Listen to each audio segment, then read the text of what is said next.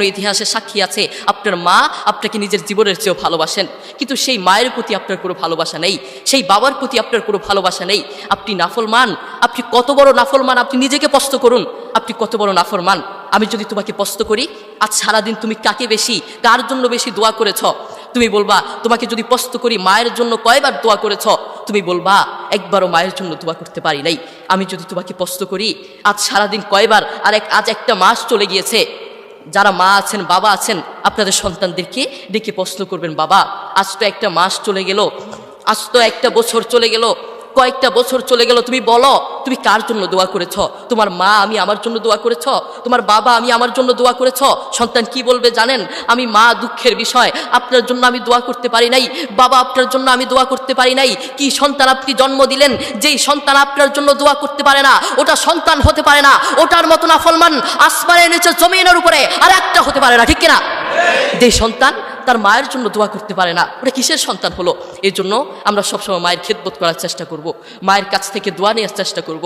বন্ধু তুমি জানো, যুবক তুমি জানো, তোমার মা তোমাকে জন্ম দেওয়ার সময় কত কষ্ট করেছেন, সেই মায়ের জন্য তুমি দোয়া করতে জানো না।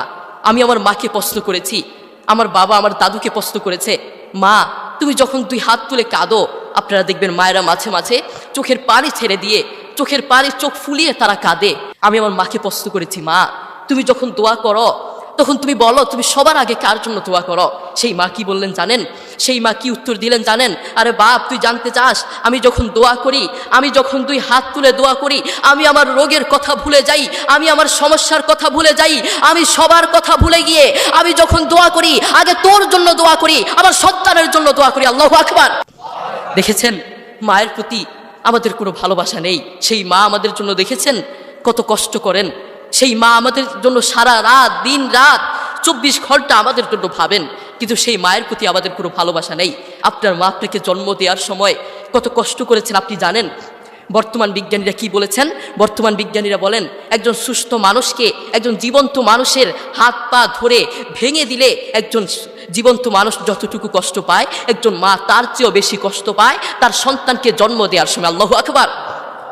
এরপরেও কেন আমাদের মায়ের প্রতি ভালোবাসা নেই? কেন আমাদের মায়ের প্রতি ভালোবাসা নেই? একদিন আব্দুল্লাহ ইবনে ওমর রাদিয়াল্লাহু তাআলা আনহু কাবার পাশে দাঁড়িয়েছিলেন। তিনি দেখলেন একজন যুবক তার মাকে কাঁধে করে করে তাওয়াফ করাচ্ছে। আব্দুল্লাহ ইবনে ওমর রাদিয়াল্লাহু তাআলা আনহু তার দিকে তাকিয়ে থাকলেন। এরপর যুবকটি আব্দুল্লাহ ইবনে ওমর রাদিয়াল্লাহু তাআলা আনহুর কাছে এসে বললেন, আমি কয়েকটা বছর এভাবে আমি আমার মাকে কাঁধে করে বেড়াই, আমি আমার মাকে বাথরুমে নিয়ে যাই কাঁধে করে, আমি আমার মাকে খাওয়াতে নিয়ে যাই কাঁধে করে, প্রত্যেকটা জায়গায় আমি আমার মাকে এভাবে কাঁধে করে নিয়ে যাই। আপনি বলুন আপনার কাছে আমার